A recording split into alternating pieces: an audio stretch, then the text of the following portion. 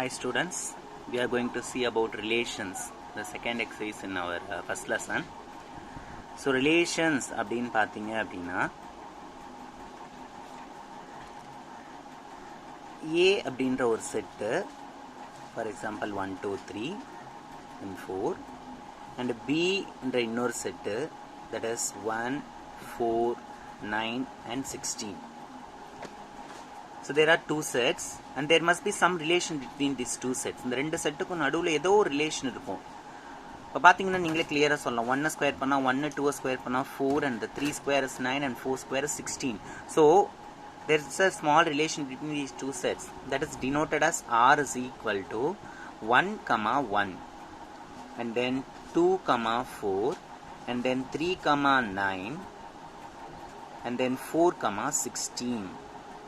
This 1 is related to 1, 2 is related to 4, and 3 is related to 9, and 4 is related to 16.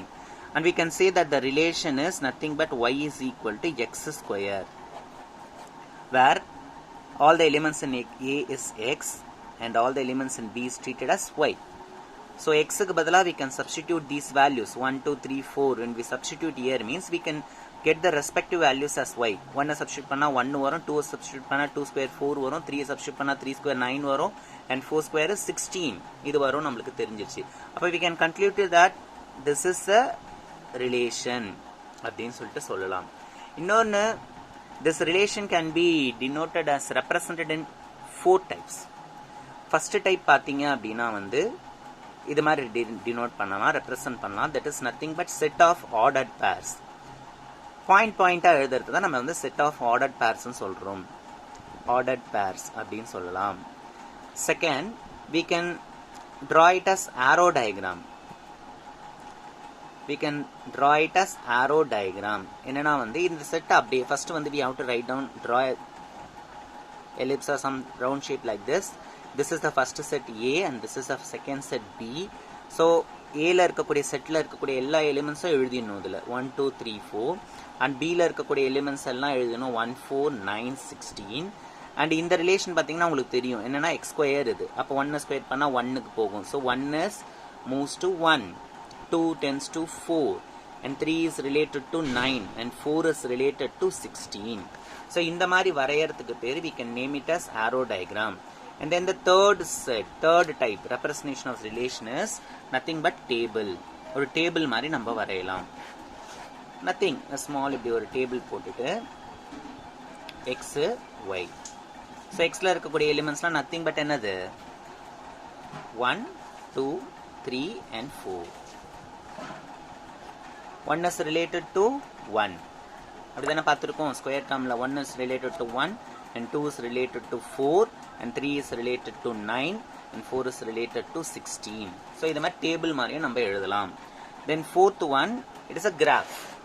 Actually it is nothing but graph. Fourth one is graph.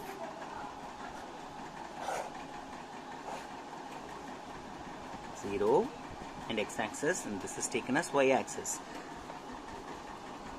1 2 3 4 and 5 and 6 and goes on. And here 1 2 3 4 5 6 7 8 9 and 10 and goes on. So இப்போ பாத்தீங்கன்னா already we have the relation set of ordered pairs ல எழுதிருக்கோம்ல பாயிண்டா. அந்த point அப்படியே plot பண்ண வேண்டியது 1, 1. So 1, 1 is the first point, and 2, 4, then 3, 9. So we'll get a straight line, approximate a straight line கிடைக்கும்.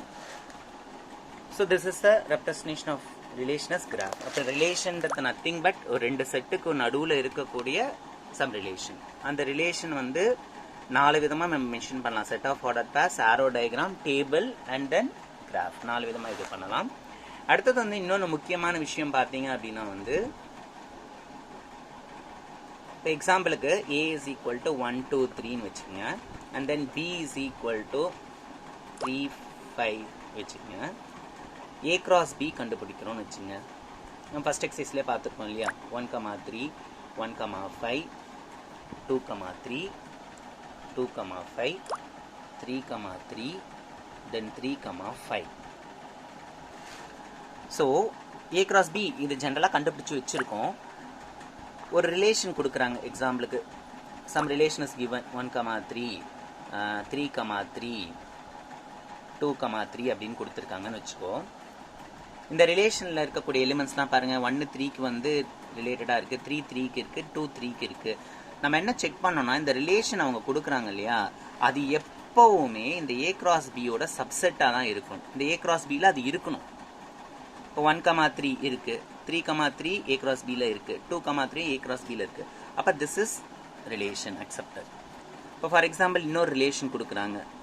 என்ன கொடுக்குறாங்கன்னா 2,5 கொடுக்குறாங்க, 3,7 கொடுக்குறாங்க, 3,3 கொடுக்குறாங்கன்னு வச்சுக்கோங்க. இதில் பாருங்கள் 2,5 A cross Bயில் இருக்கா? இருக்குது. 3,7 3,7 இல்லை. ஸோ அப்போ this is not a relation. இப்படி ஒன்று யோசிக்கலாம்.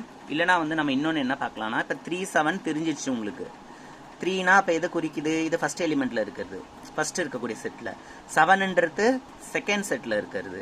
இப்போ ஃபஸ்ட்டு செட்டில் 3 இருக்குது, நோ ப்ராப்ளம். ஆனால் செகண்ட் செட்டில் என்ன கொடுத்துருக்காங்க? 7. நம்மளோட பீன்றதுல என்ன இல்லை? 7ன்றதே இல்லை. ஸோ அப்போ இது என்ன கிடையாது? ரிலேஷன் கிடையாது. ஒன்று இப்படி நம்ம சொல்லலாம். என்னன்னா வந்து இருக்கக்கூடிய நம்பர் எலிமெண்ட்ஸ் எல்லாமே கண்டிப்பாக செட்டில் இருக்கணும். அப்படி இல்லைன்னா அப்படின்னா நம்ம கொடுத்துருக்கிற ரிலேஷன் வந்து கண்டிப்பாக வந்து எதோட சப்செட்டாக இருக்கணும்? A cross Bயோட சப்செட்டாக இருக்கணும். So relation is always a subset of what? A cross B. இது மறக்கக்கூடாது, ஒரு ப்ராப்பர்ட்டி இது. அடுத்தது வந்து லாஸ்ட்டாக என்ன பார்க்க போகிறோம் அப்படின்னா வந்து ஆரோ டயக்ராம்னா என்னன்னு முன்னாடியே பார்த்துட்டோம். 1 2 3 4 5 2 4 6 8 10 இப்படி இருக்குன்னு வச்சுங்க. 1 related to 2, 2 related to 4, 3 related to 6, 4 related to 8, 5 related to 10 இப்படி இருக்குன்னு வச்சுக்கோங்க. So this is set A and this is set B. நான் என்ன ரிலேஷன் கொடுத்துருக்கேன் இதில்னா y is equal to 2xன்னு கொடுத்துருக்கேன். 2 into x. அதாவது xக்கு பதிலாக 1 போட்டேன், இது x, இது y. xக்கு பதிலாக 1 போட்டேன், 2 into 1 2, அப்போ 1 related to 2. 2 போட்டேன் அப்படின்னா 2 into 2 4க்கு, 3 into போட்டால் 2 into 3 6 அந்த மாதிரி ரிலேஷன் போட்டிருக்கேன். ஸோ அப்போது இதான் வந்து ஆரோ டயக்ராம் நம்மளுக்கு கிடைக்குது. இதில் இந்த ஏன்ற செட்டு இருக்கு இல்லையா, ஃபஸ்ட்டு செட்டு, இந்த செட்டில் இருக்கக்கூடிய எல்லா எலிமெண்ட்ஸ்க்கும் பேர் டொமைன்னு பேர். டொமைன் அப்படின்னு கேட்பாங்க கொஸ்டின்ல. இன்கேஸ் டொமைன்னு கேட்டாங்கன்னா ஃபர்ஸ்ட் செட்டுக்கு பேர் தான் என்னன்னு சொல்லணும்? டொமைன்னு சொல்லணும். we can say it as domain. that is the input is called as domain. நம்ம என்ன இன்புட் கொடுக்குறோமோ அதுதான் டொமைன்னு சொல்கிறோம். ஸோ டொமைன்னு கேட்டாங்கன்னா it is nothing but what? 1 2 3 4 5. Next இந்த சைடு இருக்கு இல்லையா அவுட்புட்டு, இதுக்கு பேர் என்ன அப்படின்னா கோடொமைன். கோடொமைன்னு பேர். So that is nothing but what? 2 4 6 8 10. So first settle இருக்கிறது பேர் டொமைனு, செகண்ட் செட்டில் இருக்கிறதுக்கு பேர் என்னது? கோடொமைன் அப்படின்னு சொல்லிட்டு அர்த்தம். இப்போ எக்ஸாம்பிளுக்கு இந்த மாதிரி கொடுத்துருக்காங்க ஒரு ரிலேஷன். இதில் வந்து டொமைன் கண்டுபிடிச்சி சொல்லுங்க அப்படின்னு கேட்டாங்கன்னா என்ன பண்ணலாம்? டொமைன் நான் என்ன சொல்லியிருக்கேன்? ஃபர்ஸ்ட் செட்டில் இருக்குது. இதெல்லாம் தானே ஃபர்ஸ்ட் செட்டு. ஸோ அப்போ 1 2 3 4 வந்து டொமைன். அதே மாதிரி கோடொமைன் என்னது? 1 4 9 16. இதான் வந்து கோடொமைன்னு பேர். சரியா? ஸோ டொமைன்னா கோடொமைன்னா புரிஞ்சுதா? ஃபர்ஸ்ட் செட்டுக்கு பேர் டொமைனு, செகண்ட் செட்டுக்கு பேர் கோடொமைன். அதை நம்ம இப்படி கொடுத்தாலும் சரி, இப்படி கொடுத்தாலும் ஆரோ டயக்ராம்ல சொன்னாலும் சொல்லணும். இப்படி கொடுத்தாலும் இப்போ நம்ம ஃபர்ஸ்ட்ல இருக்கிறதெல்லாம் என்னது? டொமைனு. கீழே ஒய் எல்லாமே என்னது? கோடொமைனை குறிக்கும் அப்படின்ட்டு. அடுத்து நம்ம ஒரு முக்கியமான விஷயம் பார்க்க போறோம். என்னன்னா ரேஞ்ச். டொமைன்னா புரிஞ்சிருச்சு, கோடொமைன்னா புரிஞ்சிருச்சு, ரேஞ்ச்னா என்ன அப்படின்னு சொல்லிட்டு நம்ம பார்க்க போறோம். ரேஞ்ச், வாட் இஸ் ரேஞ்ச் அப்படின்னு பார்த்தீங்க அப்படின்னா இது ஓகே. இப்போ ஒரு சின்ன ஒரு சம் சொல்கிறேன், இந்த எக்ஸாம்பிள் கவனிங்க, உங்களுக்கு புரியும். A is equal to 1 2 3 கொடுத்துருக்காங்க, B is equal to 5 6 7 8 கொடுத்துருக்காங்கன்னு வச்சுக்கோங்க. ஸோ இதை ஃபஸ்ட்டு என்னன்னா ஒரு ஆரோ டயக்ராம் அவனே ஒரு ரிலேஷன் கொடுத்துருக்கான். என்ன ரிலேஷன் கொடுத்துருக்கான்னா 1,5 2,6 3,7 இப்படி கொடுத்துருக்காங்கன்னு வச்சுக்கோங்க. இதான் ரிலேஷன். இது ஏன்ற செட்டு, இது பின்ற செட்டு, இந்த ரெண்டு செட்டுக்கும் உள்ள ரிலேஷன் இது கொடுத்துட்டாங்க. இது என்ன மெத்தட்? இது என்ன ரெப்ரசன்டேஷன்? இது செட் ஆஃப் ஆர்டர் பேஸ்ல கொடுத்துருக்காங்க. இந்த செட் ஆஃப் ஆர்டர் பேஸ் நான் சும்மா ரஃபா நான் வந்து ஆரோ டயக்ராம் நானா மாத்திக்கிறேன். ஏன்ற செட்டு, பின்ற செட்டு. ஸோ நான் எப்போ சொன்னேன்னா ஏன்ற செட்டு முதல்ல எப்பவுமே என்ன எழுதணும்? என்னென்ன ஏல இருக்கோ அதெல்லாம் எழுதணும். 1 2 3. பியில் என்னென்ன இருக்குது 5 6 7 8 ஸோ 5 6 7 8 இப்போ ரிலேஷனை மார்க் பண்ணுங்க 1லேருந்து 5க்கு so it goes to 1 to 5 2 to 6 and 3 to 7 போயிடுச்சு 3 to 7 போயிருக்கு நல்லா கவனிங்க கிளியராக ஒரே சின்ன டிஃப்ரென்ஸ் இப்போ வரப்போகுது டொமைன் அப்படின்னா என்ன சொன்ன முதல்ல domain is nothing but the elements in first settle என்னென்ன எலிமெண்ட்ஸ் இருக்கு 1 to 3 நெக்ஸ்ட் கோடொமைன்னா என்னன்னு சொல்லியிருக்கேன் நான் த எலிமெண்ட்ஸ் இன் செகண்ட் செட் ரெண்டாவது செட்டில் இருக்கக்கூடிய எலிமெண்ட்ஸ் செகண்ட் செட்டில் என்னென்ன இருக்கு 5 6 7 8 இப்போ புதுசாக ஒரு விஷயம் பார்க்க போகிறோம் என்னன்னா ரேஞ்சுன்ற விஷயம் பார்க்க போகிறோம் ரேஞ்ச்னா என்ன நல்லா கவனிச்சுங்க கோடொமைனில் இருக்கிறது தான் ரேஞ்சு ஆனால் இதுல இருந்து மேப் ஆயிருக்கும் டொமைனுக்குல இருந்து மேப்பிங் இருக்கும் அதாவது இங்க மேப் ஆயிருக்கும் இப்போ 5 6 7க்கு மட்டும் தான் மேப் ஆயிருக்கு 8க்கு என்ன கிடையாது எந்த ஒரு ப்ரீ இமேஜும் கிடையாது முன்னாடி எதுவுமே இல்லை இது மேப் ஆகாம தனியா நிக்குது அப்ப இதை நம்ம எடுத்துக்க கூடாது ரேஞ்சில் அப்ப நம்ம என்ன எடுக்கணும் இப்போ 5 6 7 மட்டும் தான் எடுக்கணும் டிஃபரன்ஸ் புரிஞ்சுதா அப்ப கோடொமைனுக்கும் ரேஞ்சுக்கும் codomain is nothing but all elements in second set range is nothing but mapped elements in second set கோடொமைனும் ரேஞ்சும் செகண்ட் செட்டை தான் குறிக்கும் ஆனால் கோடொமைன்னா எல்லா எலிமெண்ட்ஸும் எழுதிடணும் செகண்ட் செட்டில் என்னென்ன இருக்கோ ரேஞ்ச்னா என்ன அப்படின்னா வந்து எதெல்லாம் மேப் ஆயிருக்கோ அது மட்டும் எழுதும் ஸோ இதான் வித்தியாசம் கோடொமைனுக்கும் ரேஞ்ச்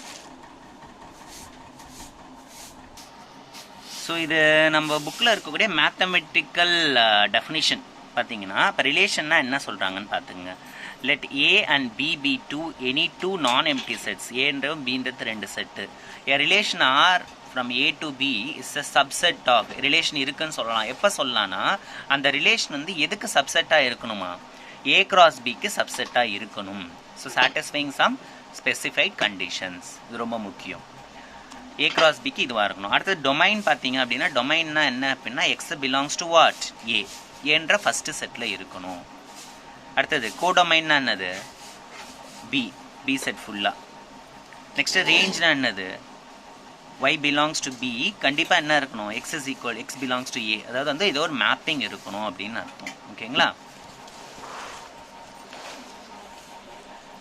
ஸோ இதுக்கப்புறம் இந்த வீடியோ இன்னையோட முடியுது நாளைக்கு வந்து tomorrow I will post that 5 sums which is in exercise number 1.2 இந்த exercise number 1.2ல இருக்கக்கூடிய 1 2 3 4 5 இந்த 5 சம் நாளைக்கு நான் வந்து வீடியோ போடுறேன் ஸோ இன்னைக்கு இந்த டெஃபினேஷன் பார்த்து படித்து வச்சுக்கோங்க இந்த 5 சம் நான் நாளைக்கு சொல்லி முடிச்சதுக்கப்புறம் இந்த 5 சமயம் உங்களோட கிளாஸ் ஒர்க்கில் ஃபினிஷ் பண்ணி உங்களோட ரெஸ்பெக்டிவ் மேத் டீச்சருக்கு அனுப்பிச்சி விட்டுருங்க சரிங்களா அவங்க வந்து அந்தந்த ரெஸ்பெக்டிவ் கிளாஸ் டீச்சர்ஸ் கிட்ட பேசிப்பாங்க மார்க் ஸ்கோர் ஷீட் போட்டுப்பாங்க ஓகே தேங்க்யூ ஸ்டூடெண்ட்ஸ்